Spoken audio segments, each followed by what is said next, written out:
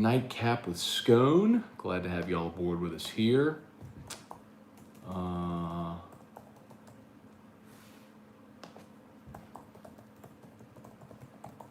If you're on Facebook, shout out. Thanks for being there.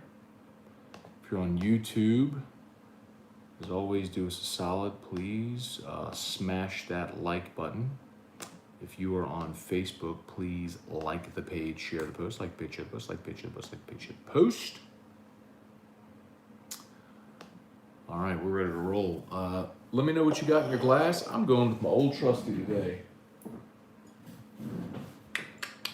Sassy Wazzy. Well, Sazerac Rye at the bottle right next to my Air Surface Pro from mycleanliving.net. It's the COVID killing device y'all heard me talk about the size of a speaker. A little small amp, boom. Thing can purify up to 3,000 square feet when it's on full blast. That's full blast. I had about halfway though. Just here in the office. Anyway, all right, let's see what y'all got, man. Let's say some good evenings. Hope y'all doing awesome today. Hope you had a great Wednesday. LSU was off today. I did not have practice today, I should say, but they did have meetings, etc. Saints were back on the practice field. They are going to hit the road and take on Baltimore in their first preseason game on Saturday night. So we'll look forward to getting a glimpse of the of these quarterbacks on Saturday. Let me know, man. Whatever questions y'all have, we'll roll. Let me know what you got in your glass. Cheers to whatever it is you're drinking. Even if it's just a Diet Dr. Pepper like my buddy Brian Penton, or if you're drinking water or whatever it is, let me know.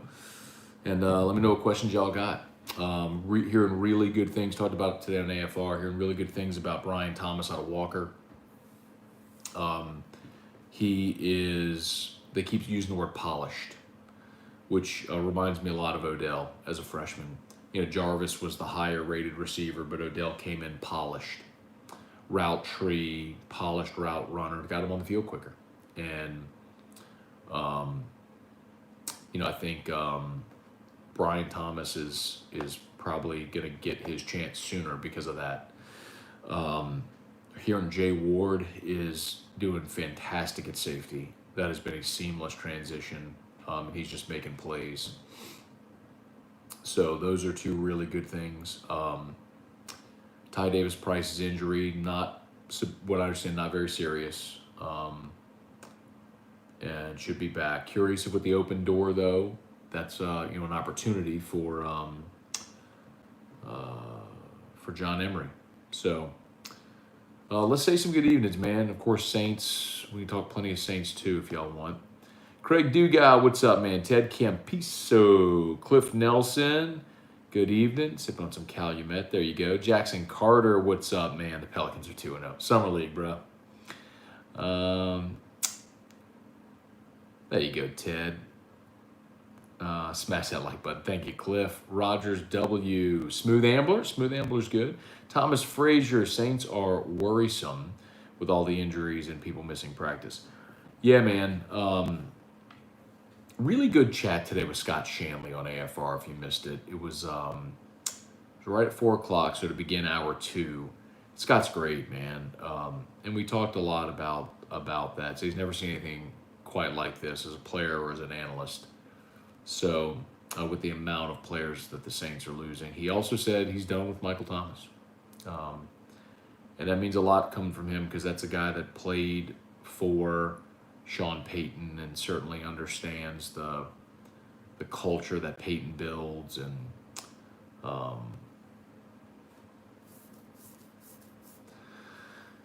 kind of reaffirmed my feeling, which is that Michael Thomas is probably done in New Orleans. Now, what can they get for him? Let's find out. I'd love to see him do a deal with C.J. Henderson. So, with Jacksonville for C.J. Henderson, if they're going to do it. Robert Cooley, strawberry shake from Shakes and Steak and Streak. Yep. From Shakes in Destin. Got it. Jackson, are you going to do picks versus the spread segments this year? You had a nice streak going. Probably Jackson. I mean, look, if I get hot, I'll share the wealth for sure. The little angle I found last year was hitting, and it carried into basketball season. But then I went cold, man. So if I'm going hot, of course I'll give him out. Daryl Severe, all right. Kyle Milliken, what's up, man? Nicholas Cantrell, little Michter's Rye. How about just Michter's Rye? Or the Michter's 10-year rye, just the Michter's Rye. Let's see, Scott Lum 12. What's in the bottle by itself? Oh, by the Ripken helmet. That bottle up there. This is actually a really cool story. And by the way, if you're new to Nightcap, I'll stay here as long as y'all keep having questions and comments. So as long as you're patient and hang out, I'll promise I'll get to your comment. You just gotta be patient and hang with me. So this is Fighting 69th. It's an Irish whiskey, and the lineage to the U.S. Army is amazing. You can find it in Baton Rouge. Shout out, man. My guy. I got a signed bottle. Anyway, this medallion is from the NYC St. Patrick's Day Parade, where the Fighting 69th still march in the St. Patrick's Day Parade. Really good Irish whiskey, but more importantly, proceeds from these sales go to the fund of the families of the Fighting 69th of fallen soldiers. So you can get it at Calandro's. I'm not sure if Clint is watching. Clint, let me know, man, if you got this up at Oak Point. But I'm not super big on Irish whiskey, but this is really good. I mean, it is smooth. It is a smooth sipper, and there's a great story, a ton of history behind the Fighting 69. So, as a matter of fact, their tie-in with, it's crazy. There is it's all the way back to a Civil War tie-in where the Fighting 69th fought against the Fighting Tigers. The Fighting 69th is actually the regiment that got the Fighting Irish their nickname at Notre Dame. Tons of history. Awesome. Look it up if you haven't. Trey Haydet, good evening. Without Lattimore, do you have Crawley and who else on the outside? Well, Lattimore until he's out, but I mean, it was P-Rob and Crawley. And with P-Rob retiring, my guess is Paulson and Debo. They're not done, though. They just can't be done. And by all accounts, from everybody who's been out there, your boy Prince Amukamara is not looking like he's the guy. So, oh, man, it's going to be a rough go. They got work to do. Derek Michael, Buffalo Trace. What's up, Dad? Good evening. Kirk Taylor, Brian and Andy Penton. Spokane, Washington, headed to Jersey. Got your glass of milk. Okay, milk. No Diet Dr. Pepper. Matthew Arsenault, Vizcaya Rum. There you go, Matthew. Dax Jeter. What's going on? How bad is Logan hurt? I do not know. Jay Parker. What's up, Jay Parker? With the government taco shirt. Hey, bro. Represent. Government taco, y'all. Hit it up. My old buddy Jay Ducote's restaurant, a Guarantee Media property. So y'all go get you a government taco shirt. Hey Jay, never lose sight of an opportunity, bro. I'm with it. Carrie Hughes, not asking for a political point. Our pre-K is requiring masks for 4-year-olds, 3 days a week, 3 hours a day. Would you keep your child in or stay home? If you don't want to, don't have to answer, but thought I'd ask. So, Carrie, it's tough for me to answer that because I literally, that's not an option for Drew. Drew, literally wouldn't tolerate that, so I'm honestly not able to answer that because I don't have the perspective of a parent of I hate to say this, but of a normal 4-year-old. I don't know behaviorally what that's like. I know that's strange to say, but it's just true. Our reality is just different. So I wouldn't mind answering you, but I couldn't. You're way more qualified to answer that than me. Let's see, Kirk, how much does one of those air and surface device cost? So you can certainly go to the website, but what I would highly recommend is if you're interested, highly recommend if you're interested, call the number at the top of the page at mycleanliving.net, 413-2299. That's Jennifer. That will ring directly to Jennifer. She's the rep here. But it doesn't matter where you live. 413-2299, 413-2299. Call that number because generally you can get a better deal. Well, I'll just say they can't advertise discounts. They can't advertise it. But if you call, yes, they can work discounts. So call. Good discounts. Call. Matt French. Watching and waiting for IOTX to pop tonight in at 4 cents. It's currently 15. Going live Binance in a few hours. Sipping the creek water. There you go, Matt. Good luck, man. I'm telling you, I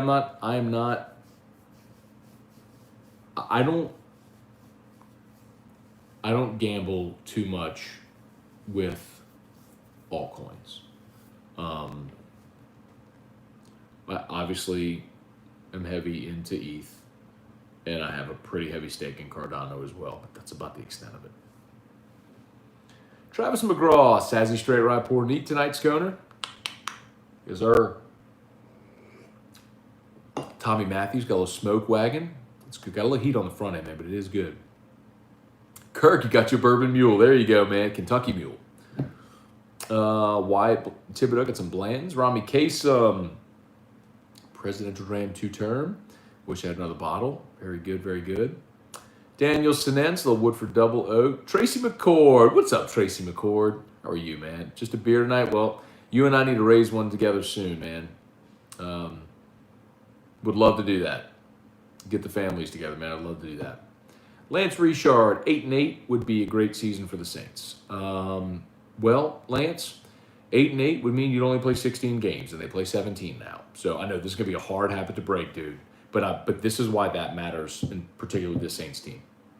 I agree with you, but I think they're going to fall either side of 500. I think they're either going to be 9-8 or 8-9.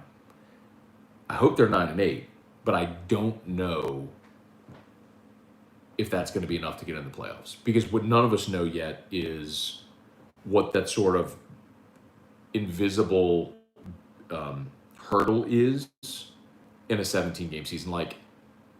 If you win 10 games if you go 10-6, you're in, right? I mean, it was a rare day that you get to 10-6 and you weren't in the playoffs. Happened, but it was rare. So, is 9-7 more like? Is 9-8 more like 9-7 or 8-8? You know what I mean? Is 10-7 more like the 10-6 or 9-7? Is it more like the win total or the loss total? Does that make sense? That's what we don't know yet. So that's what we'll have to find out together. Brian and Andy Pitt in 20 days till you're on a jet plane from Chi-Town. There you go. Grant Wallace. What's up, Paul Forrest? Travis Roy. Night shift drink all the caffeine. Chernauskas. What's up, Chernauskas? Cases and cake. So Chris Chernauskas, whose son Michael Chernauskas, all-state safety for the state champion Catholic High Bears, who is now on the Army football team. Chernauskas, do we say freshman? I mean, is he he's at the United States Military Academy, and training to become an officer in the United States Army, which is freaking awesome. But anyway, it was Chernauskas who introduced me to Leskowitz, the master blender of the Fighting 69th, and the cases and cases and cases of it that he brought to the state championship game in Natchitoches this past year. Tom Machida Thomas, what's up? Saints passing on receivers, coming back to bite them. See, Tom Machida, I'm going to disagree, okay? I'm going to disagree because I still don't believe that. All right, if I asked you what's the Saints' biggest problem right now, I would say cornerback, obviously. reports out of camp that the defensive line is coming along. I still think you need a starting caliber player in your interior defensive line.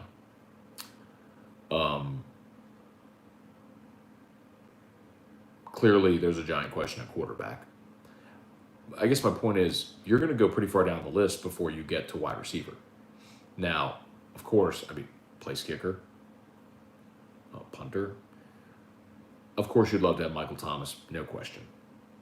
But we've just seen Sean Payton's offense roll for so long, regardless of who's catching passes. And maybe that was a product of Drew Brees' accuracy and his ability to function within that offense, and maybe they're going to hope that Jameis Winston can do it also at a high level.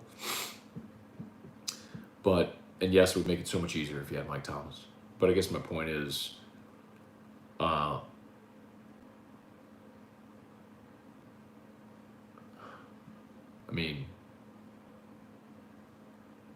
I'm okay with it. At this point, if you told me you could have Mike Thomas or C.J. Henderson, I would trade an all-pro receiver Mike Thomas for C.J. Henderson in a draft pick. Because the need at corner is that desperate, not receiver. Chris Keller, can we drink for my Red Sox finally getting out of the slump and doing a big 21? No, Chris, because let me guess. Let me see. Chris, the fake Red Sox love around here just kills me. Nobody here before 2004 ever wore a damn Red Sox hat. And I was in school at LSU at the time. Nobody ever wore a Red Sox hat, ever. You never saw that shit anywhere. By the way, we curse on Nightcap with Scone. And then all of a sudden, they come back from 3-0, they beat the Yankees, and now all of a sudden, everybody's a freaking Red Sox fan. Nothing but a bunch of bandwagon jacklegs, dude. My Red Sox. You're in Baton Rouge, Louisiana. Come on. Brady Beacom, Matt, Saturday's my birthday, big 45. There you go, Brady. Happy early birthday. Remind me, man. If you're here on Saturday, remind me if Drew's awake, we'll get him to sing. Craig Dugas, poll question of the chat. Jefferson's Ocean Weeded, Calandro's pick, or I crack one of Scone's Weller 12s. I haven't traded him yet. Hey, man, as long as you keep one of the Weller 12s. But I'm going to tell you that Jefferson's Ocean Weeded, Calandro's pick is amazing. Jay Parker, definitely never lose sight of an opportunity. Go to Government Taco now to try our D&D themed cocktail of the month sponsored by the Night Shift podcast.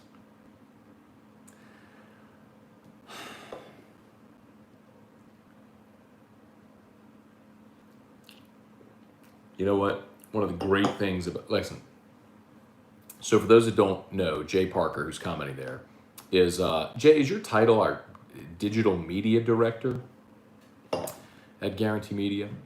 One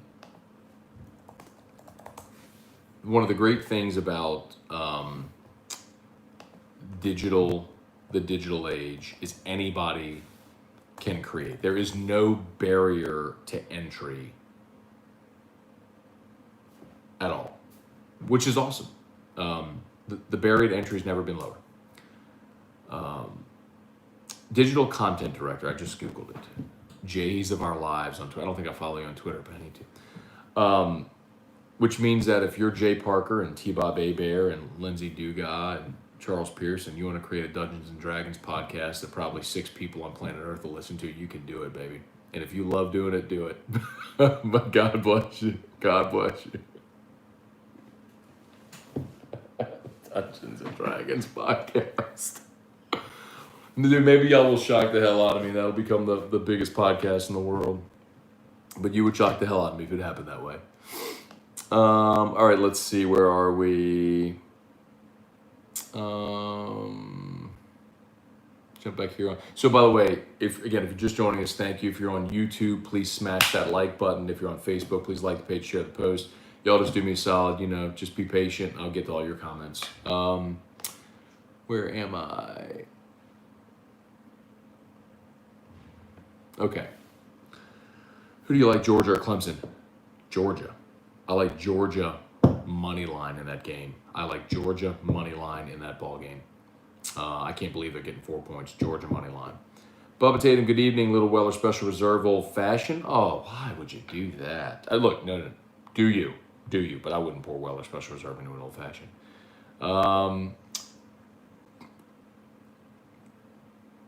Jackson Carter, Saints do what they can and get Stingley or Kayvon next year. I'm more concerned with potentially getting a quarterback depending on how the season plays out. But if you tank and you have a top 5 pick and you're able to draft Kayvon Thibodeau or Derek Stingley, you're probably taking a quarterback. Unless if you can snag Aaron Rodgers. Scott Thibodeau, what's up? Keegan Hayes, little Rebel Yell 100. There you go. Sweet. And sweet tea, the cheap stuff. Do whatever goes down smooth, man. Eric Wilderrider, Matt, I'm firmly in the Winston camp with you, but I can't help but notice all the beat writers answering things. Look, even the camp. They do. Eric, I'm not denying at all that Taysom Hill and Jameis Winston in practice, that no one's separated. I'm not denying that at all. I trust every one of those people who are my colleagues and my friends that tell me, dude, they look like they're what. I get it. Totally get it. Here's the difference. I've seen Jameis Winston start 80 games on Sunday, actual NFL games that matter. And I've seen him throw for over 10,000 yards, and I've seen him throw for 100 plus touchdowns and 5,000 yards in the season. And you know what? I've seen Taysom Hill start 4 games, and it was a disaster. Like, ultimately, when the game comes against Green Bay, you don't get to go have a competition out on the field. You pick a starting quarterback, and you're going to play the guy that's the reason you signed him, was to be your starting quarterback.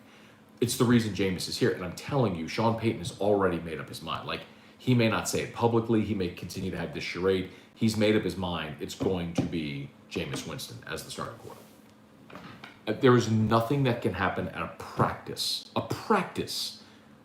We talk about practice. There's nothing that can happen at a practice at the NFL level that is going to dissuade me from believing Jameis Winston, who started 80 whatever games in his career, is going to be overtaken by Taysom Hill, who literally we've seen cannot play the quarterback position in an actual Sunday game in the NFL. So no, I'm not swaying a smidge. Paul Batts, what's up? Spurge, no way you want to open against Rodgers and the Packers. Not the way you want to open against Rodgers and the Packers. Understood. Donald Deblo, I have a 6-year-old autistic son that just started first grade. They're requesting him wear a mask. All I can do is put a mask on him when he gets on the school bus and say good luck. Hey man, Donald, you and I fight a similar battle. Like there's no chance that we could put a mask on Drew. So let's see. I'm shocked Packers are only 3-point favorites. Remember, Jackson. Well, first of all, it's the NFL, and it's rare that you find point spreads much bigger than that. They're all pros at the end of the day. Games in New Orleans, and before, when Rodgers was iffy, the Saints were a 3-point favorite. And quarterbacks really are the only players that actually move a point spread. You got to remember that. Like, point spreads don't move because of linemen or receivers. Like, quarterbacks move point spreads. Eric, on the bright side, I haven't cared this much about Saints preseason in a decade. True. Paul Batts, good evening from Houston. Tacos from H-Town Institution, El Rey Taqueria, and Sazerac Rye. That's a good combo. Brett Dagro, got a bottle of Blanton's with the same need to trade with, who's down, and drinking Knob Creek 12-year. Oh, the same N. You need to trade with an N. So what do you need? What letter do you need? Let's see. Paul Batts, prayers to the mother of my child that works at the Baton Rouge General Bluebonnet. Certainly. Everyone who's working over there right now. Paul Batts, any scoop from the Ponderosa, worked late, didn't catch your LSU practice. They did not practice today. No practice today, so back on the field tomorrow. Scott Thibodeau, the Yankees suck. At times this year they have. Yeah, especially early, but they're starting to catch fire. Brett Dagro, no bigger bandwagon fan base in Baton Rouge than fake Bama fans. That's hard to stomach, honestly. And there's a kid who is part of like the work study program at his name's Marcus at Cristo Ray, and he comes to Guarantee. He's been assigned to Guarantee, so he's been working at Guarantee. And he says he's a Bama fan. It's a high school kid, and I'm like, Bama fan. And so when LSU won the national championship in 2019, every time I walk in, I look at him, I go, the climb. You want to know why it means more to LSU fans? Because the climb means more instead of just jumping on the bandwagon at the top. And as soon as they suck, he'll be off the bandwagon.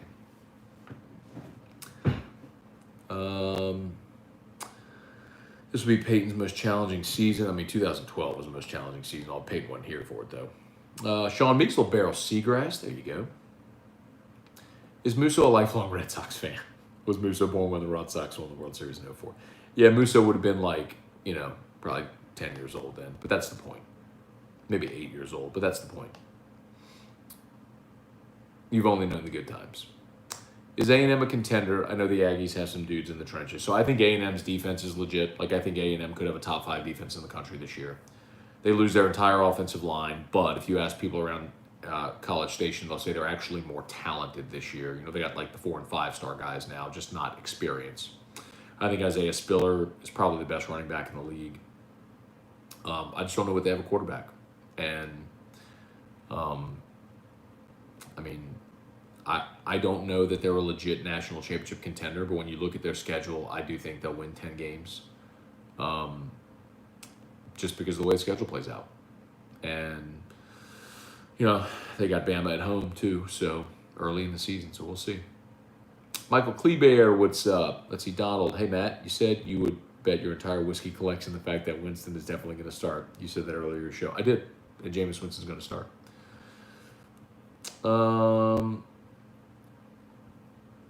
Michael Thomas news moved the season win total. So, Sean, in fairness, the Thomas news didn't move it. The Thomas news was the straw that broke the camel's back, in that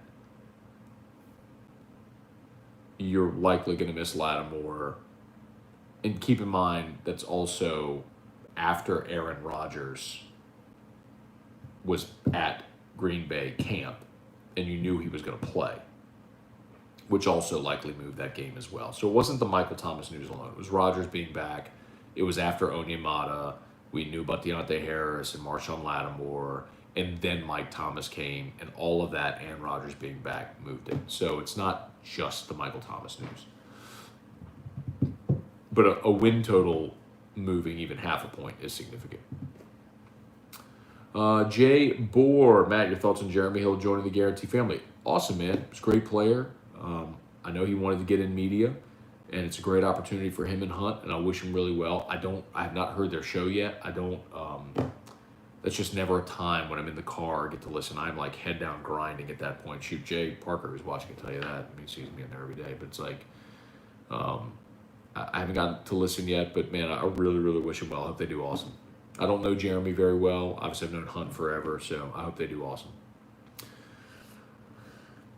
Let's see. BG Minton 001. Taysom Hill is clearly not the answer. Quarterback, I would take Book over Hill. Honestly, so would I. Ted Campiso, Matt, if my son ends up going to school at Bama, can I still watch? They know how to sell that place. Yeah, I mean, do you go? Anybody's welcome here if that's what you're talking about. Matt, your Super Bowl prediction for this year? I gave you chalk. I gave you Kansas City, and then I was completely wishy-washy on the NFC. Give me Green Bay. Headed to Bourbon. What's up, Truax? Happy birthday, man. Also going to the LSU Bengals game. That's going to be a good trip a lot of people are making. Go to see LSU, Kentucky, and then the Bengals the next day. Sean Meeks, fair on the Rodgers news of the Saints under 9. Sean probably at this point. I mean, I think 8 and 9. I hope they go 9 and 8, but I think 8 and 9 might be more realistic. It's all in how they start, man. It's all in how they start. Out the chute, you got Green Bay. You're at New England. You're at Carolina. You're home against the Giants. You're at Washington. If you can find a way to get to 3 and 2 going into your bye, I love it. If you're at 2 and 3 or 1 and 4, you got a major problem. Let's see. Hey, Matt, as a Saints fan, might have a long season, but at least we're not Texans fans. Wow. No doubt, dude. Stephen Cooper, is your feeling that the FBS will eventually move to a reality without bowl games and more playoff spots similar to the FCS? Steven, eventually what's going to happen is you're just going to have college football. It's not like you're not going to have the SEC and the ACC and the Big Ten. Like, you're going to have college football with the power members of the Power Five invite only. Like, sorry, Kansas, you're not going to get in. Yeah, Texas Tech, it's not looking good for you either. That sort of thing. Yeah, Utah, you know what I mean? Maybe Utah. Put you in the state of Utah, get you Salt Lake. Anyway. But with respect to bowl games, they're just unnecessary. I would do on-campus games in a playoff. There's just no need for a bowl game.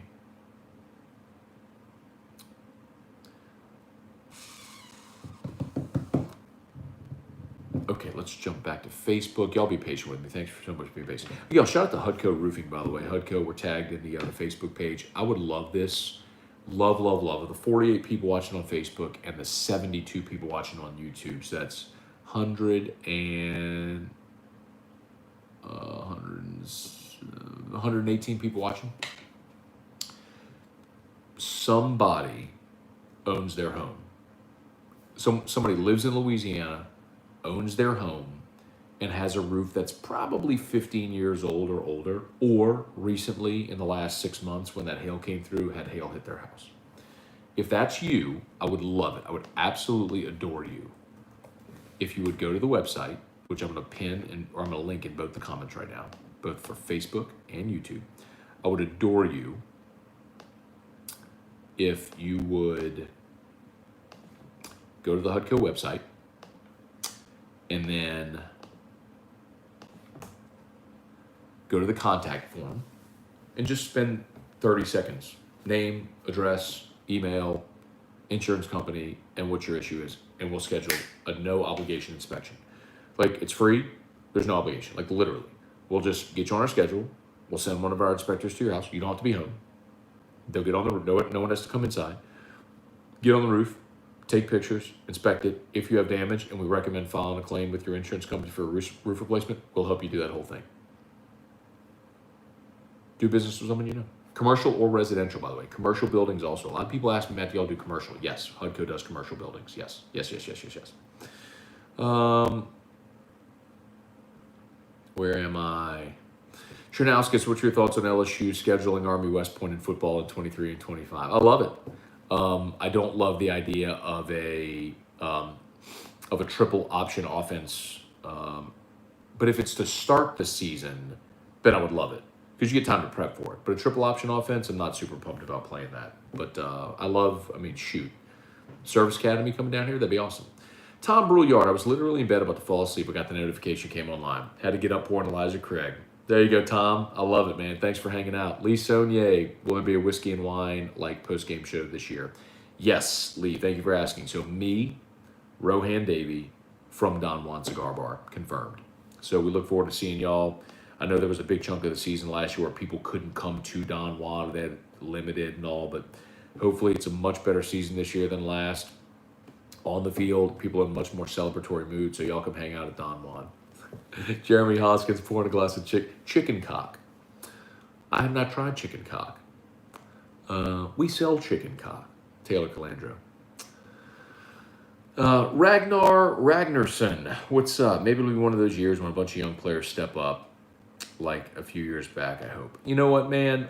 I would love that. Oh, he's a plebe. Thank you.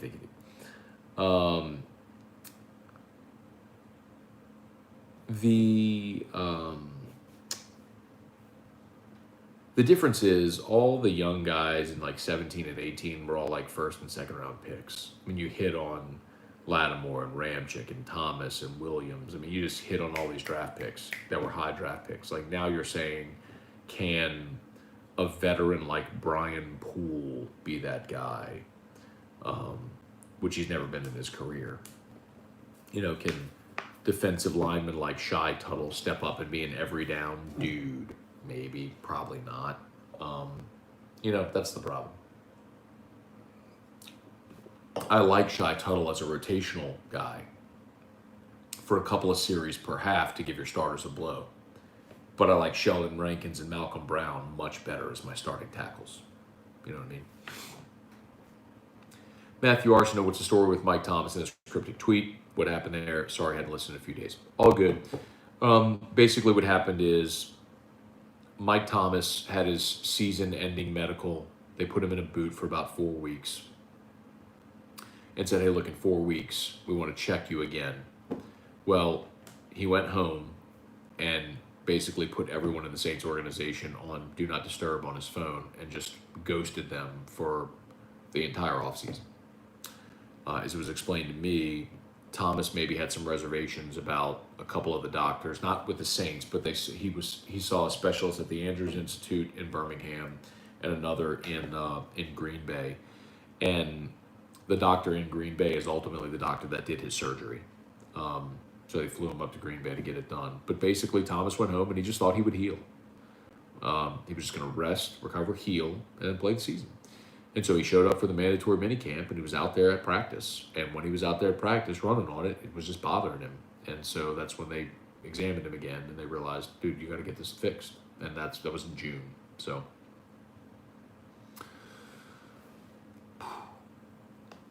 like, Scott Shanley made a great point today. He's like, listen, man, the Saints go to Mike Thomas and listen, we gave you what you wanted. Like, we gave you a gigantic contract. We believed in you. We invested in you. We gave you our trust. And in return, this is what you do? Like, I get them wanting to be done with him if they do. So. Always beat Navy. Sweeping floor, beat Navy. LOL. Kirk, you and Chernowskis would get along wonderfully. Red Sox suck. Damn right. But they don't really. Like on the field. But yes, okay. Will Hawthorne, Matt, do you think there's a big picture of the SEC that involves more teams than Texas and OU making a super conference that can secede from the NCAA? So yes, Will, but I would say this. Remember this, Will.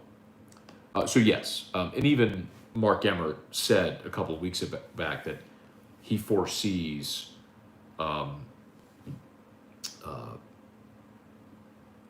did he say it? The decentralization of college sports. Basically, yes, major college football is going to run itself independent of the NCAA. But it's not just going to be like the SEC adding 2 more teams or anything like that.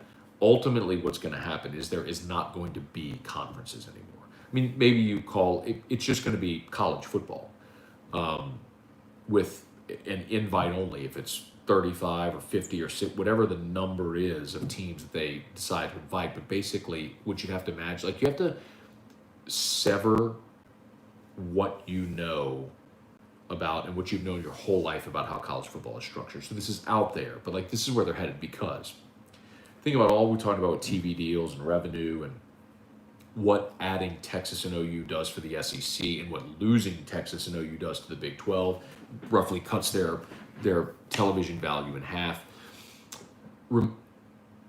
What if college football, like the NFL, could go to a TV partner and college football was Florida, Miami, Florida State, Georgia, Alabama, South Carolina, Clemson, LSU, Ole Miss, Mississippi State, Oklahoma, Texas, Texas A&M, Penn State, Ohio State, Michigan, Nebraska, Michigan State, USC, Washington, Oregon. You see what I mean? Like, just take the biggest brands from sea to shining sea, and they all collectively come together and say, okay, who wants to buy this? Well, now you attract an exponentially higher number than the hundreds of millions or billions of dollars worth of contracts you already have. So that's where this is headed eventually. It's basically the biggest, baddest mofos in college football are going to create their own league and leave everybody else behind to do whatever they want. And I'm good with that. I'm perfectly fine with that. I've said it forever. It's not LSU's job to help fund ULM's program by playing them in Baton Rouge in a game nobody gives a damn to watch. Who wants to see that? Nobody wants to see LSU in an 8 touchdown point spread against McNeese. Nobody wants to see it. But you know what? They shove that shit down our throats every year. We say, well, you need a layup every now and again because the season's a grind. I tell you what, I'd rather give him a week off. Give him a week off. Don't play the game. Give him a week off if that's what you're worried about. I would rather a week off than play that bullshit game against an FCS team that nobody wants to see. But you know why that game's scheduled? Because it is a gate. It is a gate receipt for the home team. That's all. It's an opportunity to sell more tickets, more concessions, more parking, to generate more revenue. It's the only reason you play that game. That is the singular reason you play that game is money. No other reason at all. Get rid of it. Don't want it. Give me a better product than that shit. Michael Buckley, masks or no masks in Tiger Stadium? I would say no masks. Outdoors, no masks. Look, we're at the height of this surge right now, and masks are not required outdoors, and LSU is pushing forward with plans to have a full capacity Tiger Stadium. And what I've been told is that our state government is not shutting us down again. They cannot afford to do that, which makes you wonder why the hell did you do it last year then to begin with, but we don't need to go down that road. Stephen Robeek, what's up, man? Scone needs to be on the night shift podcast. That ain't gonna happen, dog. Six listeners, but a sponsorship sold. Those poor people. Where's Gordy? Haven't seen him around lately on social media. Not sure, Kirk. Truax, Barry Minton. Taysom Hill is clearly not the answer at quarterback. I would take Book over Hill. Same. Tony Williams, Michael Buckley, will Eli Manning make the Hall of Fame? Michael, I'm going to say yes, he will make the Hall of Fame. 2 Super Bowls. I know Eli is known maybe as much for the downs as the ups, but Eli Manning has the Iron Man streak of consecutive starts. He won 2 Super Bowls. He threw for 366 career touchdowns and over 57,000 yards. A model of consistency for more than a decade. And as I mentioned, he won 2 Super Bowls. In the NFL, they care more about moments than they do about numbers. Like in Major Leagues, where 500 home runs or 3,000 hits or 300 wins as a pitcher were automatic benchmarks that got you into the Hall of Fame. NFL's more about moments. Look at Calvin Johnson. Calvin Johnson had a short career, but boy, he was Megatron, man. He was a dominant receiver in his short window, but he's in first ballot. So yes, Eli's getting in. Reagan Lee, Philip Webb was a huge recruit coming last year. Haven't heard anything about him. What's the word? Linebacker, hopefully he gets on the field in the rotation, but I really think if you've got Mike Jones, Micah Baskerville, Damone Clark, Bug Strong, number 1 JUCO linebacker in the country, then Webb and Sampa are next. You have numbers there, and you really want to hope those guys play well. Mike Sharp, what's up? Brad Ellerby, what about Glenn Logan? Some people have asked about that. I really don't know. I haven't asked. I know they didn't practice today, and I haven't asked what's up with Glenn Logan, so I will. How much playing time is Mason Smith going to get this year? Good question. I think Mason Smith is probably... So, if you think Logan and Farrell provided... people are asking about Logan, but if everyone's healthy, Logan, Farrell, I think Roy and... Evans are your next 2, and then Mason Smith and Jacoby and Guillory. So again, he's your 5th tackle, but it goes to show the depth you have because I think that kid's going to play. Kirk, let's see. Peyton's so petty, he's going to hear that Scone bet his entire collection on Winston starts Hill. Oh, man. Brady Beacon Matt. What do you think about Nick Saban's salary? I think he's underpaid. And I'm not saying that for attention.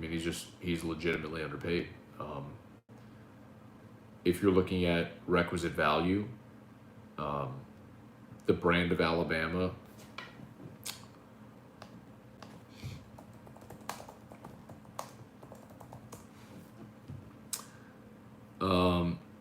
Forbes estimates Alabama football's value at $1.01 billion. If he's the CEO of a $1 billion company making $8 million a year, he's underpaid. And the other thing I'll tell you today that a lot of people laughed at when I said it 4 years ago, when A&M hired Jimbo and they paid him 10 years, $75 million, people were aghast. Oh my God, how could you pay? And you know what I said? I said, everyone's all freaking out, but the bottom line is Texas A&M could write that check every month in perpetuity because they have more money than God. But So that wasn't even an issue. But 10 years, $75 million, average out to $7.5 million per year. I said by the end of that deal, $7.5 million is going to put him probably around 40th in the 30th, 40th in the country in average per year pay. And what do we already see? There's already 5 coaches that have passed Jimbo at the average per year. So, and Orgeron's making more than Jimbo per year at this point.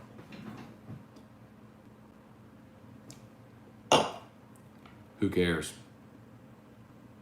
Pat Huseman, good evening early times, bottle and bottle, 100 proof. There you go, man. Tony Williams, the Weller Antique.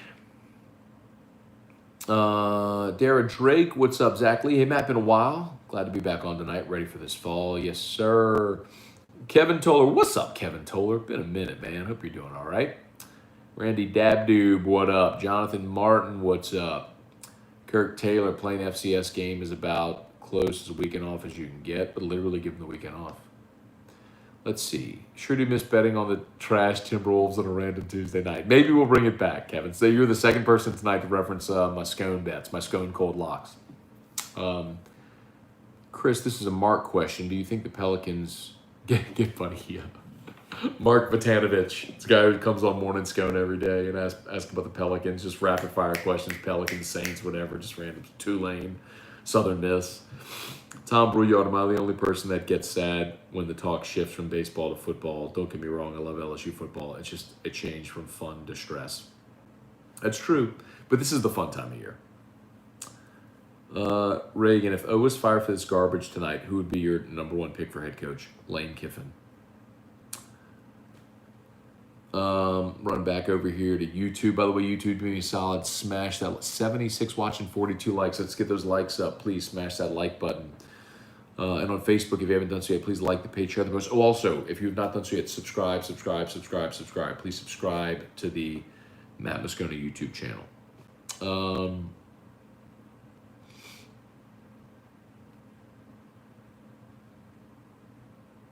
Scott Thibodeau, Matt, with the Saints trade Michael Thomas. Yes. Look, man, they traded Jimmy Graham. They traded Brandon Cooks, who was a first-round draft pick. They traded Kenny Stills, who was a productive player as a 5th-round pick on a rookie deal. Yes, they will. Junior Gillette, they cut him after giving him a monster deal. Hell yeah, they will. The Scone down voter with his bi-daily smash. Man, that bro is fast. Brett Dagro, heading to Bourbon Country in May 2022 for Kentucky Derby. Oh, that's really cool. Cliff Nelson, I would adore you, Matt, if you said, how about them Cowboys? Like Jimmy Johnson did? I'm good, Cliff. If the Cowboys don't wait another quarter century to win something of significance, maybe I'll do it, Cliff. Cody Thibodeau, just bought tickets for Cowboys Saints December 2nd. Please tell me we're going to be able to attend this game. Hell yeah, you will. And the other thing I'll tell you, Cody, is on that day, AFR will be live from the Sazerac House in New Orleans on the corner of Canal and Magazine. So y'all make plans to come join us for AFR at the Sazerac House. Ted Campiso, David Gonzalez. Hey, Matt, given the success that Bridgewater and Hill had in Breeze's absence, do you think Winston could have similar success in Peyton's offense? Yes. Short answer, yes. But also keep in mind, those two teams the last 2 years had a healthy Michael Thomas and a healthy Alvin Kamara and one of the best defenses in the NFL that wasn't gutted by free agency and cap issues. Like, it's just not the same team. That's the difference. Paul Batts, would be like forcing Matt to say roll tide. Not really. I don't hate the Cowboys. Like, I'm not a Cowboy hater.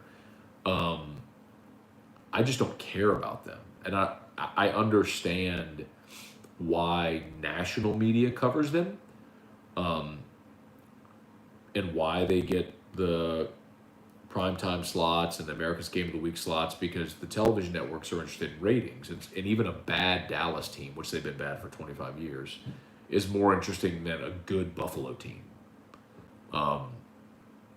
And they want ratings. So I get why I talk about it. Same reason why SportsCenter always plays Knicks highlights and Mets and crap like that, because they're in a major media market. And the Dodgers, the rest of the country may not care, but the most densely populated areas in our country do, and so you have to play the hits that are going to appeal to Chicago, L.A., New York. So I get it, but I don't hate Dallas. They're irrelevant to me. I mean, as a kid, Dallas won a lot. They just haven't won it forever, so I just don't care. Cody, don't ask Matt. Ask Latoya the Destroyer. Randall Offrand. You think Mike Thomas wants to put wants out of New Orleans? If so, why do you think he wants out? So here's the thing. Every conversation I've had with people in the Saints organization has basically been, Mike Thomas is a good guy. He loves football. He wants to be all-time great. He wants to play. It's not that the money changed him. He just did a very immature thing with trust issues. He didn't trust the doctor that he was communicating with and decided to just let his body heal. And it was the wrong decision. But I don't think Michael Thomas is a bad guy. I just think he's immature and made a terrible decision. I can tolerate the Cowboys, Marcus, Brady James, Stephen Peterman. Yeah, Mo Claiborne. A lot did. Defensive back. The guy that got burned all the time at LSU. Danny McCray. Danny McCray played for the Cowboys. Matthew Rudiger, in the beginning, didn't you side with Thomas thinking the Saints were part of the decision to wait? No. Don't get it twisted. Don't get it twisted. Some people said, why didn't he have the surgery during the season? Okay, do not get this twisted. The plan all along during the season was rehab, find a way to get back on the field, which he tried to do despite having torn ligaments in his ankle. Credit Mike Thomas for busting his ass to get back on the field with torn ligaments in his ankle. After the season, I told you what happened. There are people who have suggested Michael Thomas didn't really want to play. And I'm telling you, that's bullshit. He made the decision in his body to not have surgery and thinking he would heal, and he was wrong. He took some medical advice that was wrong.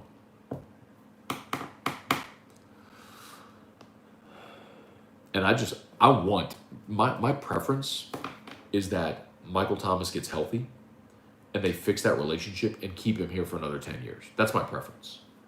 I just know Sean Payton, and that ain't how he gonna roll, bro. I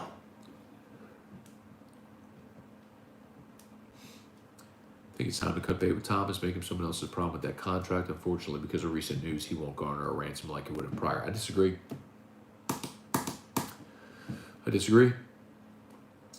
Get him healthy, still one of the best receivers in the game. Think about what we're dealing with the conversation with Jacksonville. You're Jacksonville, new coach Urban Meyer, number 1 overall draft pick Trevor Lawrence, franchise quarterback. Wouldn't you love to get him Michael Thomas? I mean,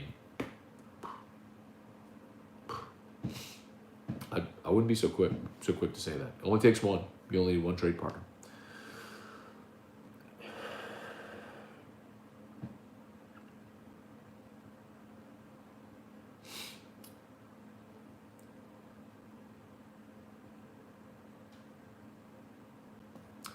New foot and ankle surgeon consulting with the Saints. Dr. Norm Waldrop could have had something to do with the decision regardless. He's butthurt. I can't see a situation where... So, is Waldrop the guy...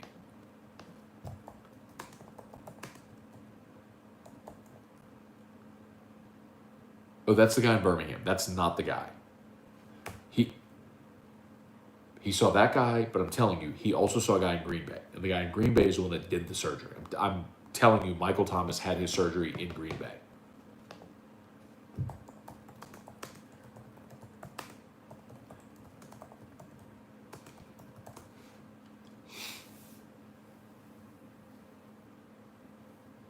Dr. Robert Anderson. There it is. And it's Dr. Robert Anderson in Green Bay. That's who did the surgery.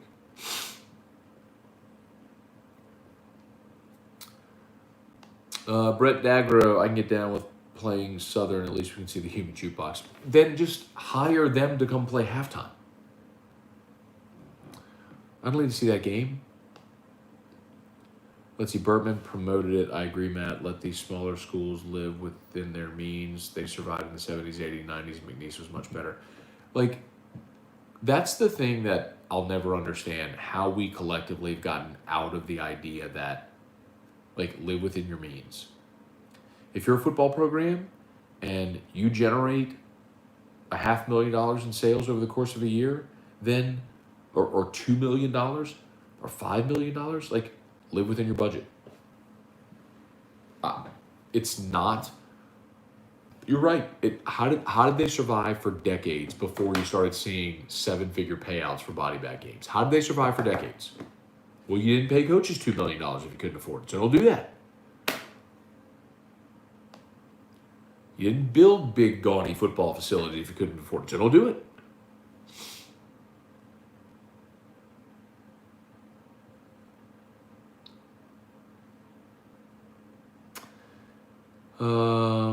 Daryl, don't you say an unkind word about Chuck Oliver.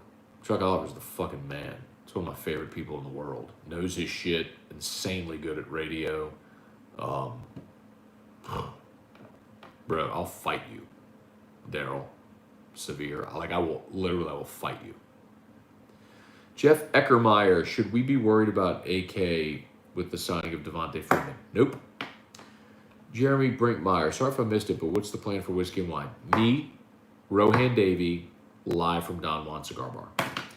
Paul Betts, Kamara and Devontae probably join on the practice field like Rodney Harrison and Falk did at New England. You know what I'll tell you? The thing I like about bringing in Devontae Freeman is it allows Kamara to never have to worry about being a between the tackles back. I'm not saying that they're not going to ever give him a carry between the tackles. I'm just saying if you need someone to be the tough yardage guy between the tackles, I don't need to be Kamara.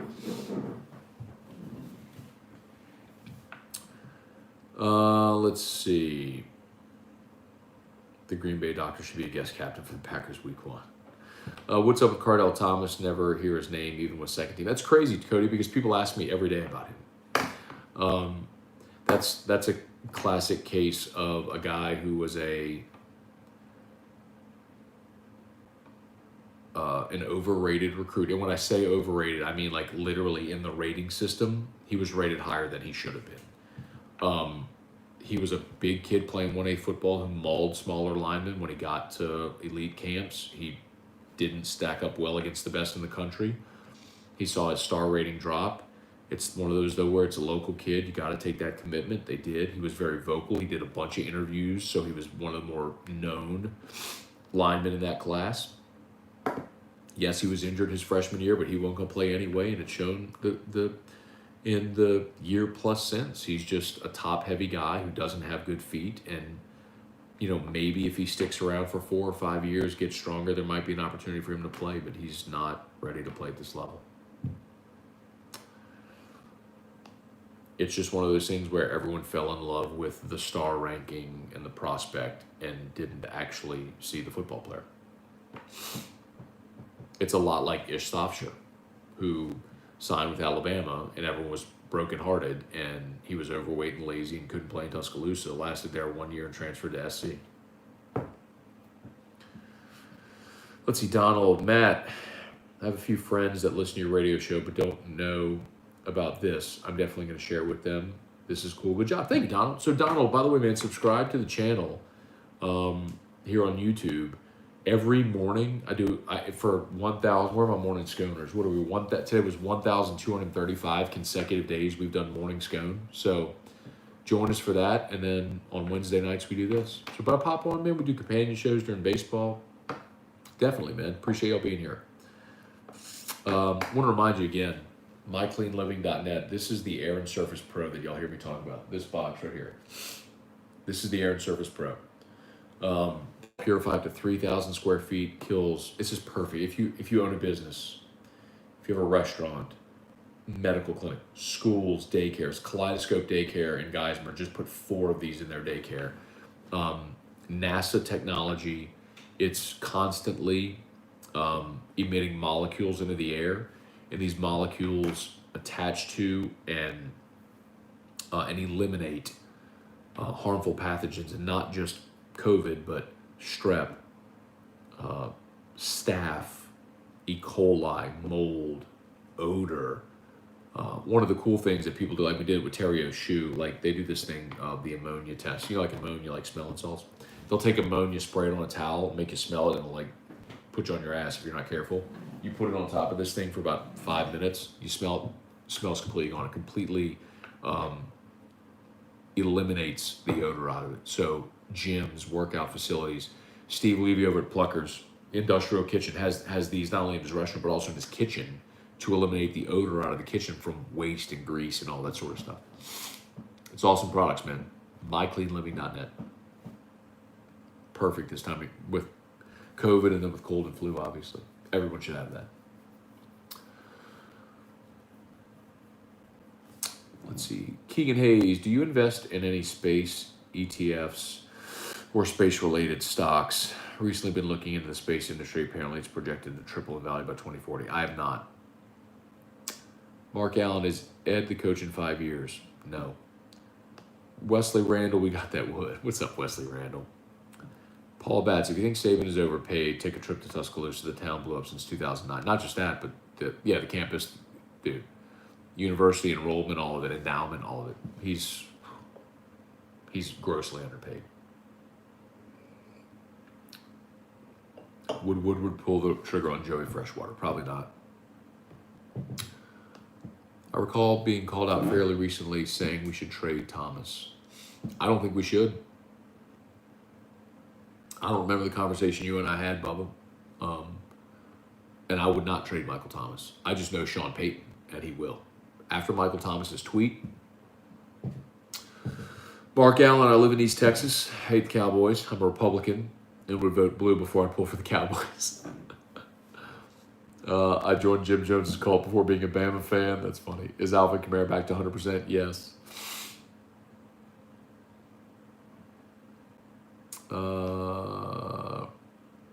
Jeff Eckermeyer, what's up? I'm in Alexandria. Give us some love. Thank you, Jeff Eckermeyer.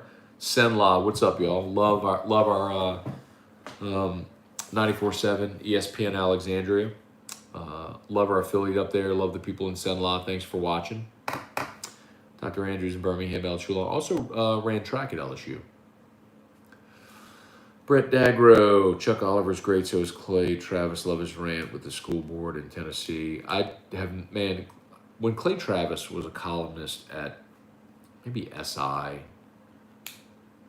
20 years ago, he was phenomenal. But somewhere along the way, he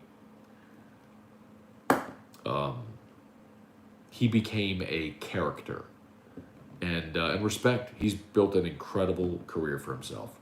I respect. But he was at one time a very, very talented college football columnist. And I just can't. The type of media that he does, and I don't care if you're left, right, red, blue, I don't give a shit. Y'all know I don't give a shit. From either side, I can't tolerate it.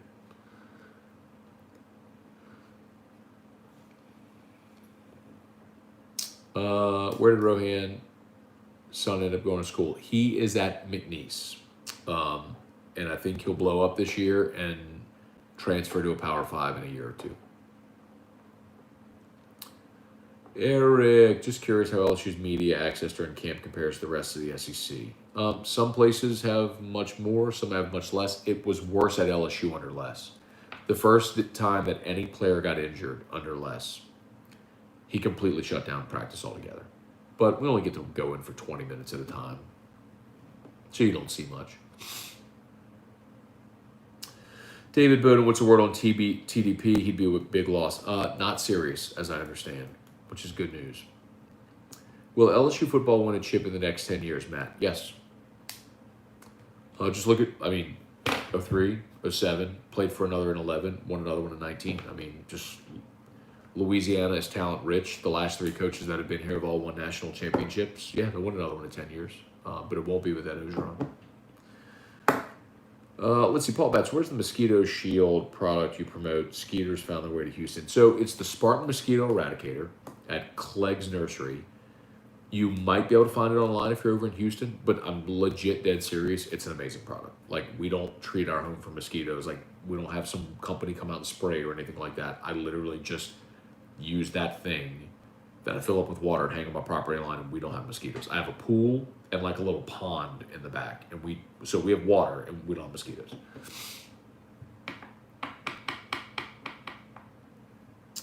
Per Charles Robinson, Thomas, and Sean Payton had a productive meeting today. Moving forward, awesome. Brett Dagro, how to take a shower at Penn State before pulling for Alabama. Oh, Jesus. Why you do that, bro? Thanks for answering all the questions. I feel like you're my training camp therapist. You got it, Eric. Thank you for being here, man. Listen, that's a two-way street, bro. Like, I'm only here because y'all are here. If y'all weren't watching, I wouldn't be doing this. But it is 10:14 on a Wednesday night, and there are 53 people watching on YouTube and 20 watching on Facebook. There are 73 people up with me, drinking whatever, hanging on a Wednesday night. So I will stay here all damn night to answer every question y'all have out of huge gratitude for all of y'all that are hanging out. Wow, my bad. Kirk, does Kentucky have a chance to make New Year's 6? No. Jared Clark, Honeycutt, 26 years and counting from Dulles. Love it. Oh, Cowboys, got it. Reagan, freshman receivers are looking really good. Who do you think emerges? Brian Thomas. Brian Thomas. Everyone is talking about Brian Thomas. Had a really candid conversation with someone today who told me point blank. He said, dude, Brian Thomas is just polished. Route tree, clean routes. Like, that's what got, I did this segment on AFR today, but that's what got Odell on the field as a freshman. If you remember, the class of 2011, Jarvis was the number 15 overall player in the country, any position. He was the number 2 wide receiver, 5-star, number 15 overall in the country. Jarvis had 4 catches as a freshman. Now, he broke his foot in camp, but he played in 12 or 13 games. But Odell came out of Newman, and he was a more polished receiver. He could block, he knew the route tree, he could run routes. Got him on the field. He got 40 catches as a freshman. Like, that's Brian Thomas. Brian Thomas is a polished freshman receiver. Y'all, just told that, so they had like their team drill on Saturday when they had scrimmage or whatever. And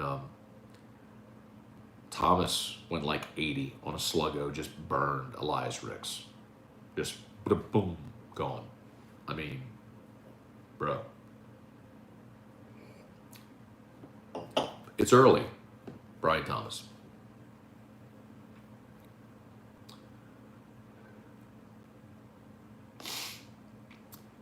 Chris Keller, are you going to tune into Field of Dreams? Yeah, I think I'm going to watch that tomorrow night. I like novelties like that. Brian Thomas, Teray Jenkins, Booty, I think could be the starting 3. Yeah, I think that's fair. Craig, Jefferson's Ocean Weeded Calandros pick might be the best one yet. Forget how much I love the Weeded Oceans. I don't like, well, let me rephrase. Jefferson's Ocean is fine.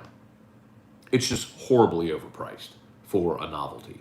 The Jefferson's Ocean Weeded is fantastic.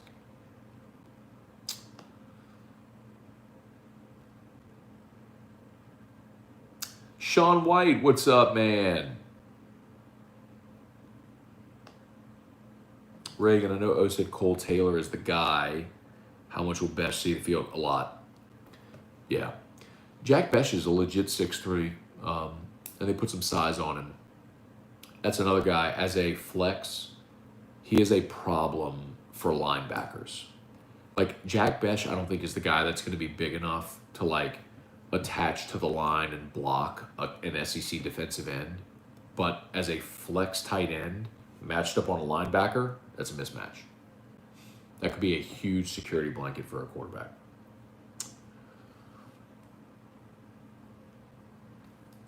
Whiskey and Wine's going to be on fire with you and Roe. Yes, it will. I hope Roe can keep it on the rails. The beauty of Whiskey and Wine, Kirk, is going off the rails. That's the beauty of the show. Tom Brouillard, serious question. If LSU plays their full potential, who can they not beat?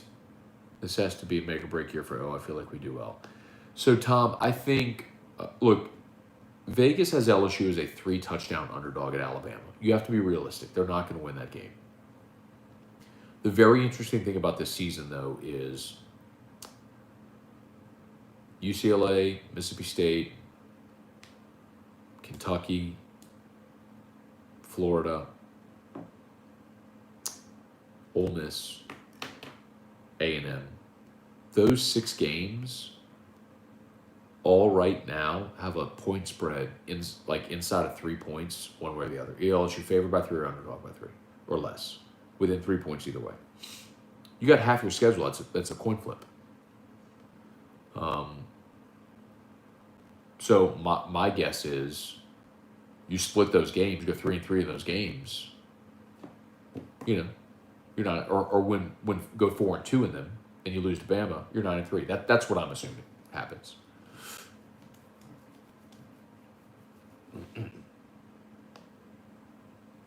Mason Spillman, think the Osbury boys end up at LSU? I mean, probably, but I also don't know what's going to happen with Verge, you know. I don't know. I don't know. I don't do recruiting. I don't know. But Verge works at LSU and went to LSU and loves LSU, and the kids go to U High. I mean, I would think so. Kirk, if Matt stays here all night, he'll need another bottle and use a sick day. Nah, I'd still work. Grinder, bro.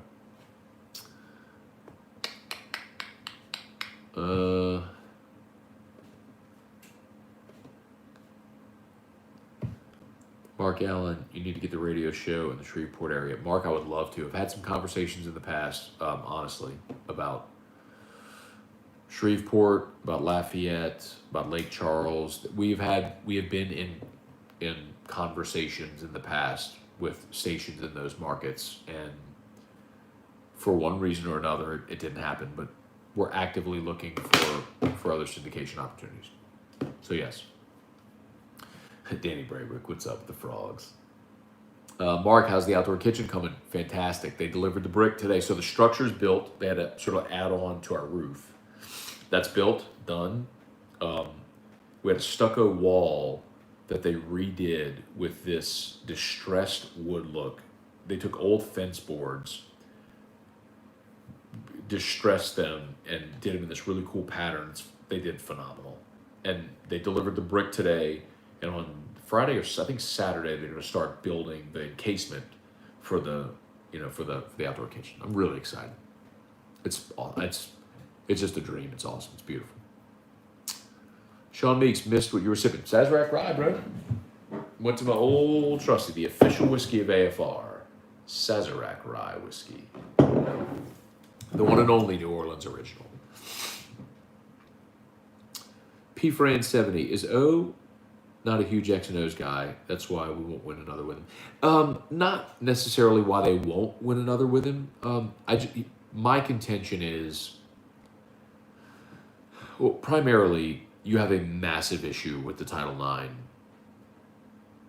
stuff. And you have a number of board of supervisor members who want to fire him for cause now.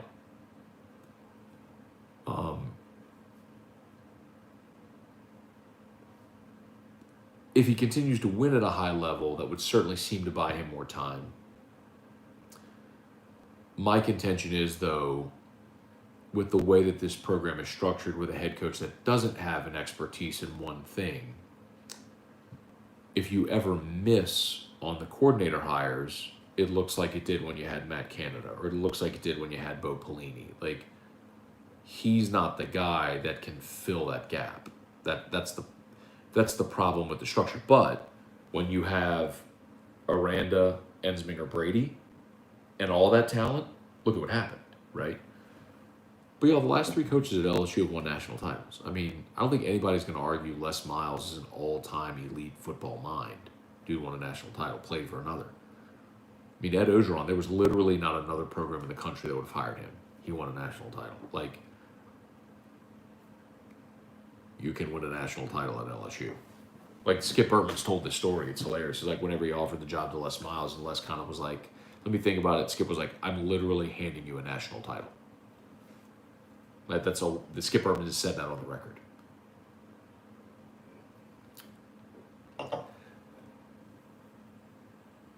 You know, it's just P. France. Just coaching's a transient business. And the other thing too is Ogeron works for an athletic director that didn't hire him, and quite honestly, an athletic director that doesn't like a lot of his antics. You know, so you back up a 5-5 season where you had to fire half of your staff, where your team damn near started a mutiny on you. I mean, you follow that up with another subpar season, and amid all the Title IX stuff, yeah, man, an AD that didn't hire you is going to be looking to make it, bring his own guy in.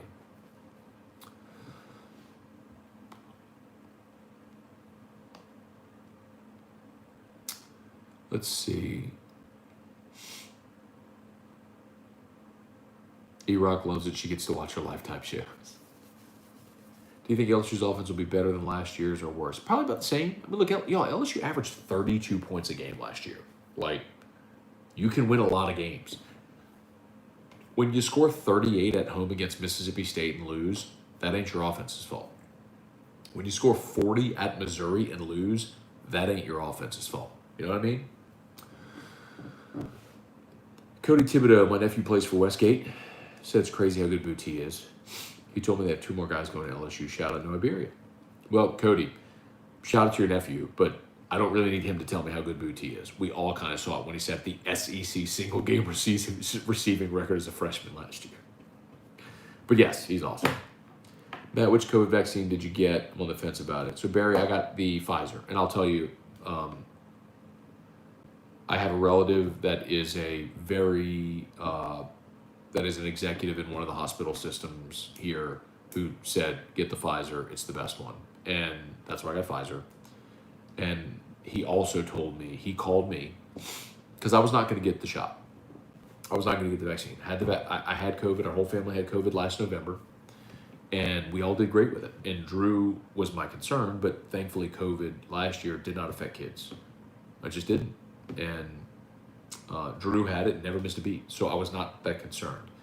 But with the Delta variant, my relative called me and said, hey, listen, if we literally have 20 and 30-year-olds in ICU, and this variant is affecting children, especially children with pre-existing conditions like Drew, you need to get vaccinated. I was like, okay. I mean, for Drew, fuck yeah, I'll do it. I mean, not even without a thought. So, I think it's a big misconception. I know people don't come here to talk about vaccines and shit, but some of y'all just make this a political fucking thing, and it annoys the shit out of me to watch the stupidity, the bickering, because y'all have made it a thing where it's like, if you get the vaccine, you're a leftist, or you think like the government is injecting a tracing mechanism in your fucking body or some shit. But it's just so fucking stupid and ignorant. I just want to slap all of you that say that. I mean, I love you all, but I want to slap some sense into you is what I mean. I mean, these like mRNA vaccines, like they've been developed for 20 years. They just have these established vaccines that they're testing against COVID. Whatever. The point is, there's not bodies in the fucking street, obviously. But when you have no ICU beds at the fucking hospital, what happens when your dad has a heart attack and it takes 90 minutes for EMS to get to him, and when they bring him, there's nowhere to fucking put him in the hospital? Like, that's a problem. That's the point. It's not that people are dying all over the place because of COVID. Most people are fine. But you're overwhelming the medical infrastructure, so when other people have medical issues, like, that's the problem. And yes, there's at-risk kids like Drew, but I'm not expecting everyone to change their life for my son, but could you get a vaccine? Yeah. Stay hydrated, go get you some My High or a liquid IV. Stay hydrated, get the fucking shot, and you'll be fine.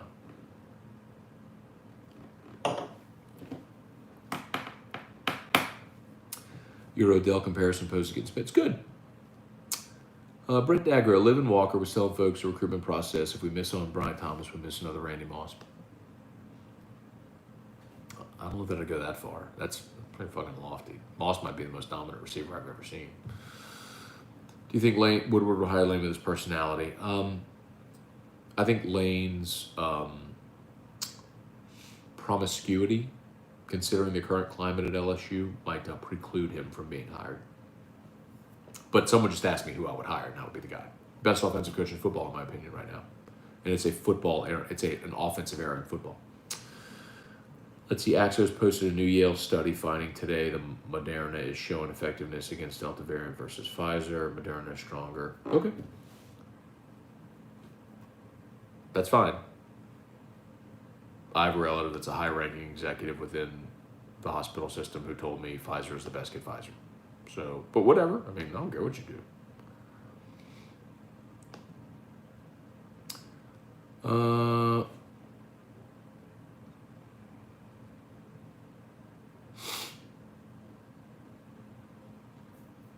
The players are entering the field from the corn tomorrow night. That is interesting. Stephen Cooper, Yahoo Sports, reporting the Saints and Mike Thomas are moving towards a reconciliation. Good. Let's see. I would love Lane with an elite DC. Me too. Matthias 5K. Expertise is recruiting, not mine. Ed's, yeah. Let's see. Your show would kill it in Houston. Houston's begging for LSU coverage. LSU fans everywhere. You and Chris Gordy, y'all would kill it. Love Gordo, man. Known Chris a long time. As a matter of fact, so quick story that some of you may not care about. So Chris Gordy went to LSU, was at the Score 1210 when I was there, and actually when Josh and I did the fastest hour, Josh left for Houston, and when I left for Guarantee, Chris Gordy did the fastest hour after me. Then Chris went to Houston where he's at 790, and when we were in Houston with Drew, when Drew was born in Houston and in the hospital for all those months, I did my show every day from the Clear Channel cluster in Houston. Eddie Martini is the GM there, the regional VP, and he's a New Orleans guy from Jesuit who knew Gordy, and so he set me up with a studio there, Gordy Rush. And Chris Gordy was the assistant program director, so Chris Gordy was kind of like my point of contact there. There was a lot of days where I needed to record an interview or needed help with this or that, and Chris Gordy helped me. I mean, I've known him a long, long time, man. So he's a great dude.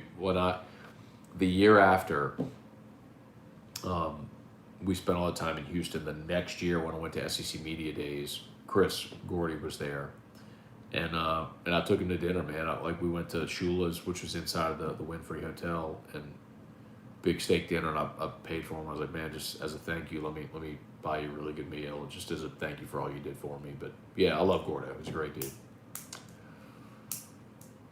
Let's see. Is it the same argument? It's the same argument. Who would actually be able to get to replace Ed? Anybody you want, except Nick Saban or Dabo. I mean, Matthias. It's Scott Woodward selling a program that's the only game in a talent-rich state. I mean,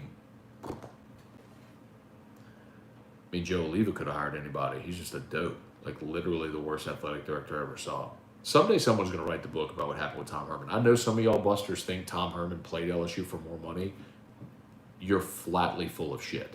I love how people think that's the reality. It's not. I know everything that transpired with that whole thing.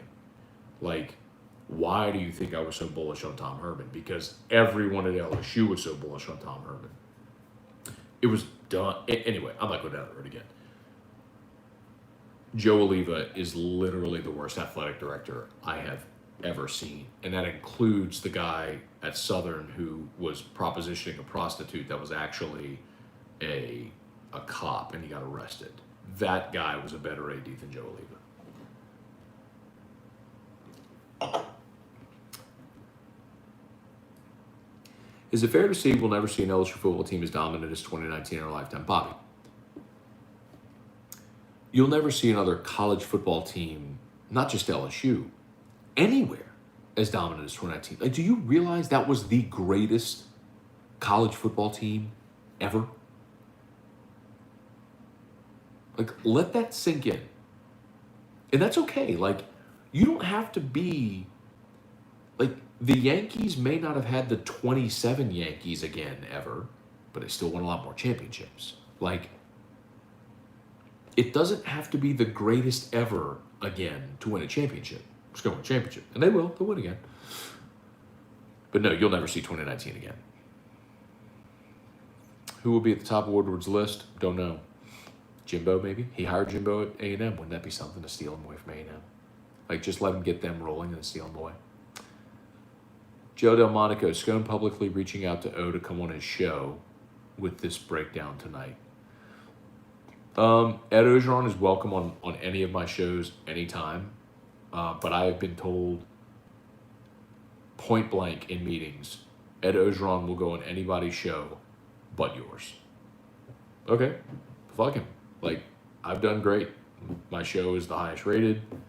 I have more sponsors and revenue than anybody's.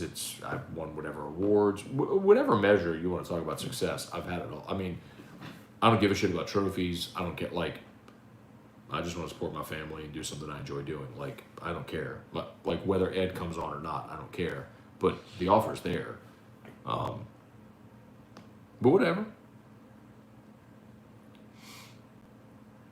Coach O is not sustainable with the inevitable post-Saban shift. Coach O will not be the top SEC coach year in, year out. Current regime is not sustainable. I agree with that, Paul. But you know what, Paul? I'll say this. Like, and I know people think, because I get this all the time, like, why do you hate Ed Ogeron? I don't hate Ed Ogeron. I don't fucking know Ed Ogeron. I cover the team that he coaches, but, like, he and I have never fucking had dinner. He and I have never fucking sat down over a beer or coffee or a Red Bull. Like, we haven't told each other stories or gotten our families together or shit. I'm just talking about the guy that's the fucking coach at LSU, the same way I did Les Miles or Paul Maneri or Jay Johnson or Kim Mulkey or Nikki Fargas or Beth Torino or anybody. Like, I'm just talking about the guy's coach. And that's it. I'm giving you my opinion on him as a coach. And when he deserves praise, I get it. I thought 2019, he did a great job of delegating. He nailed it with the assistant hires. He got really fucking lucky with Joe Burrow. But it was awesome and it worked and it was beautiful. And I wouldn't trade, as an LSU alum, I wouldn't trade that shit for anything in the fucking world. Like, that 2019 was fucking amazing. I got to watch a Heisman Trophy winner, a national championship, the most dominant fucking season ever. I would not trade that for anything in the fucking world. Nothing, zero. I wouldn't trade it for anything. But Ed's Ed. Like, he's, you know, he's not. He's got super major flaws. You saw them all come forth last year, and they'll come forward again. And eventually it'll cost him his job and whatever. But the coaches are hired to be fired, man. Like, coaches. Mac Brown got fired at Texas. Les got fired at LSU. Fuck, everybody gets fired, man. Everybody gets fucking fired unless you're Nick Saban.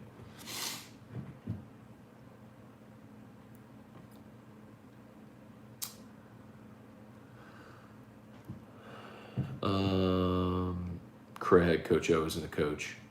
I don't care if he's one of us. He's not head coach material. And there are those that are going to say, well, he won a national title. And that's true. And my retort will always be, and so did Larry Coker, and so did Gene Chizik, and so did a lot of bad coaches. But sometimes you catch lightning in a bottle, and it all comes together in a beautiful moment, and enjoy that fucking moment. But also acknowledge what it is. Like, the same happened with Les in 07. I mean, but understand what it is. Anyway. Lane's not as vocal on Twitter. He's actually pretty quiet. Well, keep in mind, Paul, Lane needed to be vocal on Twitter at FAU because he needed to get attention on FAU. He doesn't need it as much at Ole Miss.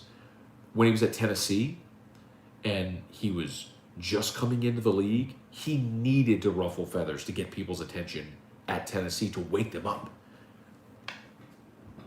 And then he wasn't as loud when he was at Bama. You know, it just depends where you are. Let's see, my ball Lambert is still the Houston Clear Channel top executive in Houston. LSU alum. At least he was in 2010. I'd have to ask my bro, Stan Levy. Stan Levy, how about that, man? Stan Levy's brother, Steve Levy, is Steve Levy, owner of Pluckers, the King of the Wing. We'll go way less Edo. Let's see. Paul Bats. I don't know what that means. I don't know what that means. David Gonzalez, think about it, the greatest season ever, right? It's amazing. It's incredible. I mean, if you're going to have another pour of Saz, might as well join in that party. Matthias 5K is the... Oh, by the way, let's see, 71 likes. I freaking love it. 63 watching, 71 likes. By the way, if you've not yet hit the like button on YouTube, please do that. Smash that like button. Facebook, shout out. Sorry, I know I'm kind of like... I'm guilty of this, y'all. I'll go like 15 minutes on Facebook and then 15 minutes on YouTube. And like, some of you post comments and I'm really a long time before I get back to it. I'm sorry. But I promise I'm going to get to all of them. Opening the single barrel back. Jack, there you go, David Gonzalez. Paul Batts. Billy Lucci's face will melt off like the Nazis in Indiana Jones if Woody pulls Jimbo back to Baton Rouge. You know the funny thing, though, Paul, Billy Lucci's a great dude, man. I fucking love him. And what y'all don't know about Billy is not only is he a great dude, Billy's a fucking G. Like, I get it. It's like the A&M fan site and all that stuff, but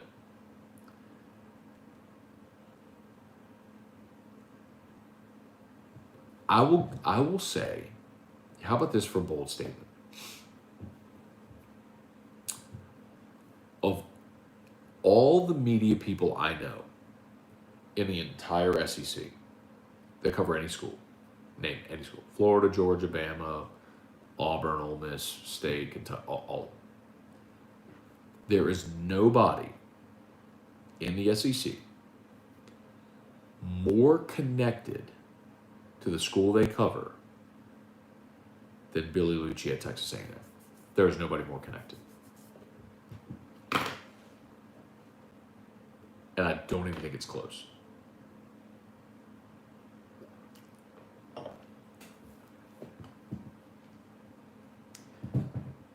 Like, that Tex Ags is the product of great timing and great execution. Being first in the space at a program that's got a rabid fan base for all of their idiosyncrasies and weird as it can be. They love their school and they're super passionate. And they got their foothold early, and everyone is a subscriber to that site. All of them. They are all subscribers. And when I say all, like, I've talked numbers. They're all subscribers to that site. So needless to say, Billy is a single man.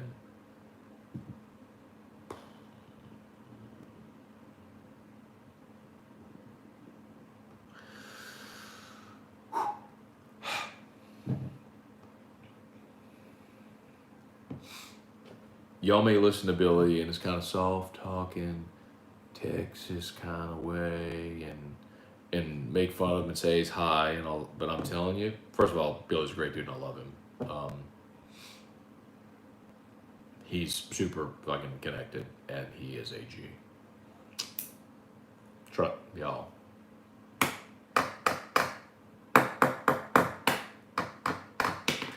What the hell?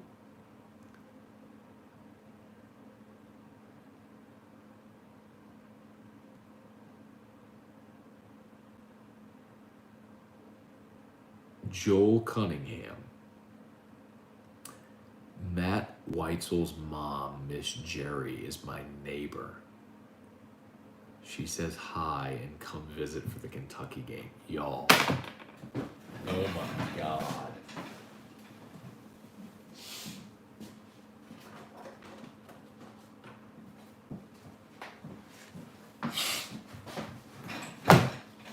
Matt Weitzel. Y'all. Matt Weitzel. Matty White. Matt Weitzel.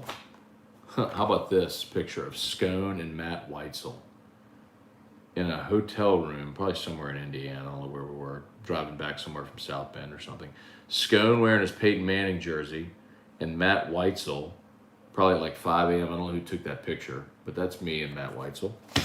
Matt Weitzel is from Harrodsburg, Kentucky.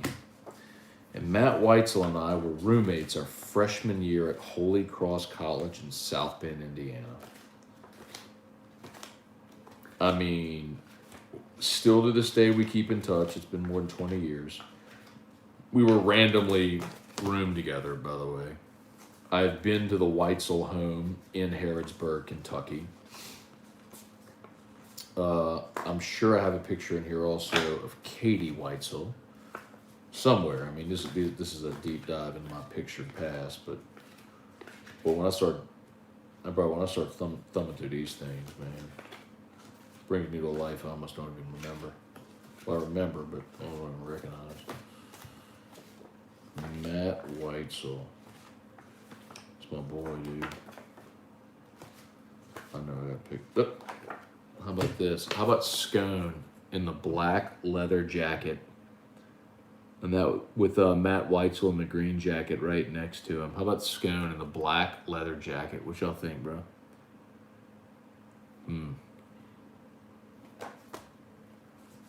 Different life, dude. Wow. Joel, you got to explain why you live next to Miss Jerry. I need an explanation here. This blows my mind. I mean, Matt and I keep in touch, but the rest of Matt's family I haven't seen in 20 years.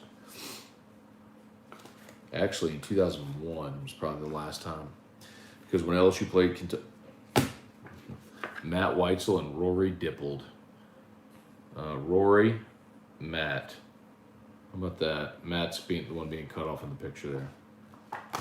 Bro, that's wild. Wild. I don't know how in the hell. You live in Harrodsburg? Where do you live, Joel Cunningham? Why do you live next to Jerry Weitzel? Tell her I said hello. If she's watching, that's awesome.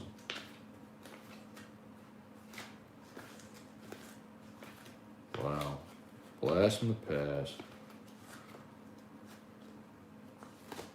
Good Scone as a freshman in college. Y'all don't tell E-Rock.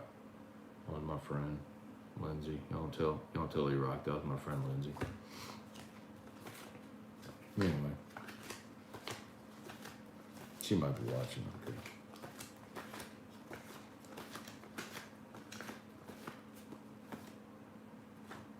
Anyway, I don't think y'all want to just sit here all night and watch me go through a stack of 20-year-old photos. Crazy.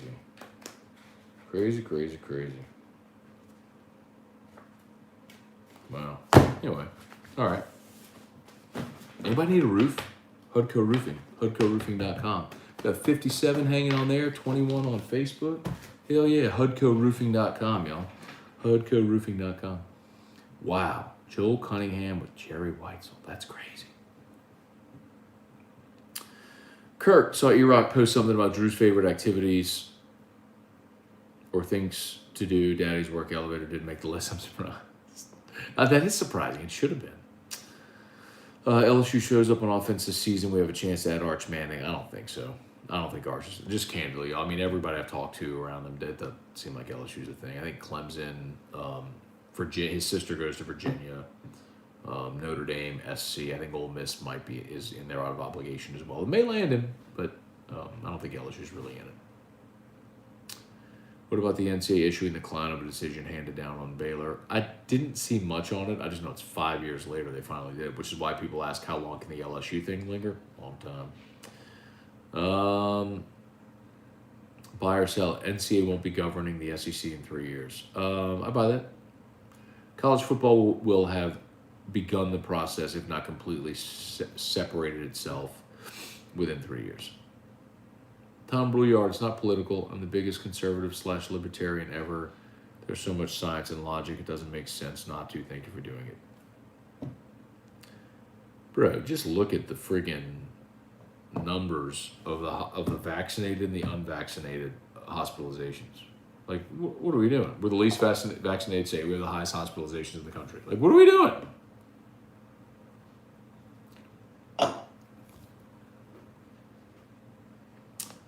Let's see. When are the gates of hell coming out of the ground and taking little Nicky home? 24-35. Highlights of Texas puts me in good mood. Brad Jones, thoughts on Calumet 15. I can't say I've had it, man. I haven't had much of the Calumet. Steve Menard. What's up, Steve? Cheers. Hoping to be able to join Morning Scone crowd again soon.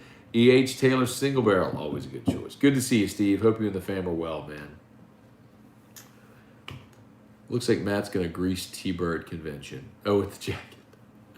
With the leather jacket. So you live in Lexington, huh, Joel? Interesting. I would love to get up there for that game this year. Open invite to air AFR on location from Spendthrift Farm before the Kentucky game. Largest thoroughbred stallion farm in North America. Home of 2020 Kentucky Derby winner Authentic. Well, Joel, that's fantastic. It really is a great offer. I would much rather be at a distillery, but that's really cool too. Let's see, Stephen Walsnight, not keeping up with a ton of LSU NIL deals. What's the top one so far? None have really been big dollar. I mean, the most notable ones y'all have seen have been like the Brennan one with the Ford dealership and Stingley with walk-ons, but I'm telling you, they're not big dollar.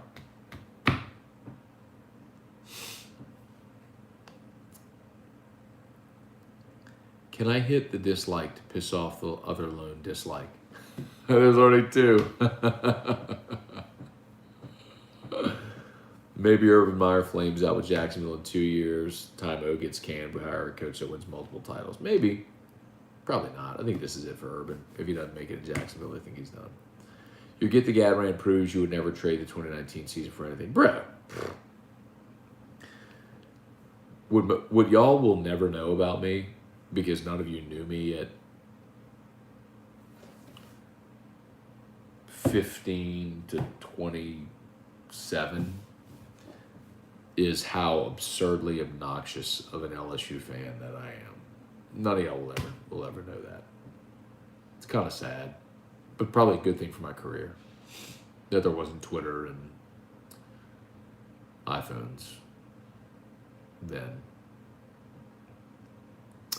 Brett, how about Kendall Rogers connect? But Kendall doesn't cover one team. That's my difference. That's the difference. That was the caveat. He doesn't cover one. He's not a beat writer for one team. He covers the whole sport. But Kendall's awesome. Brandon Reese, wouldn't be surprised if Scott Woodward moved on from O at some point. He didn't hire him anyway. Yes. Trey Goodwin, Even and Matthew. Are you impressed with DJ Mangus? Wait and see. I don't know. I can tell you the thing that is the most underrated move on the staff is bringing back George Munoz. And I can tell you there's a certain LSU quarterback commit who was very upset that Munoz wasn't retained and is very happy that he's back.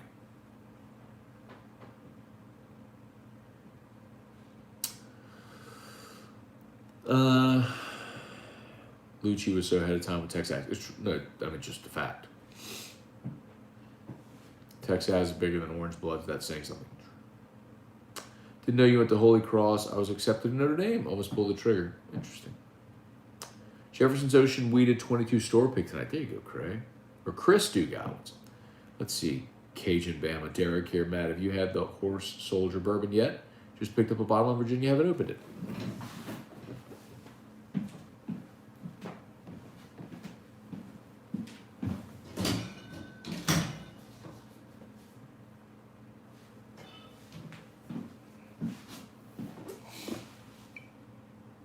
Yep.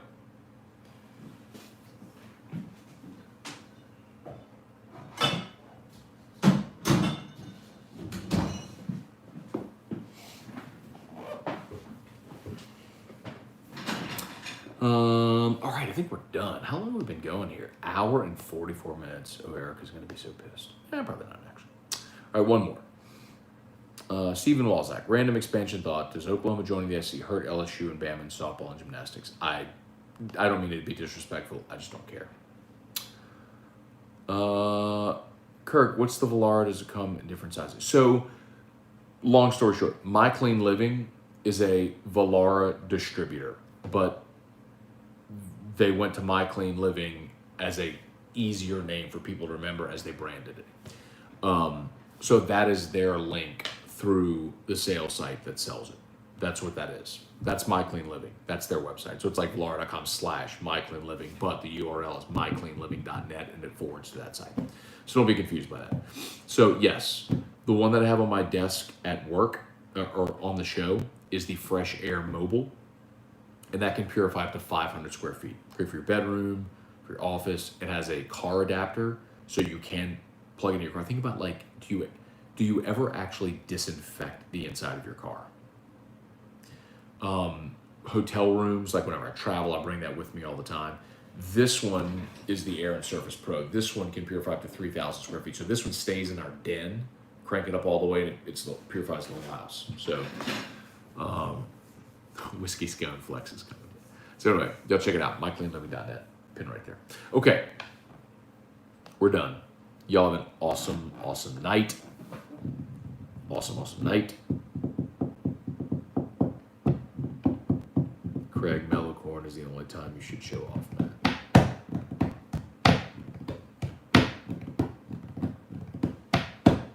All right, we're done. Y'all have an awesome night. See you in like 5 hours for Morning Scone. Peace.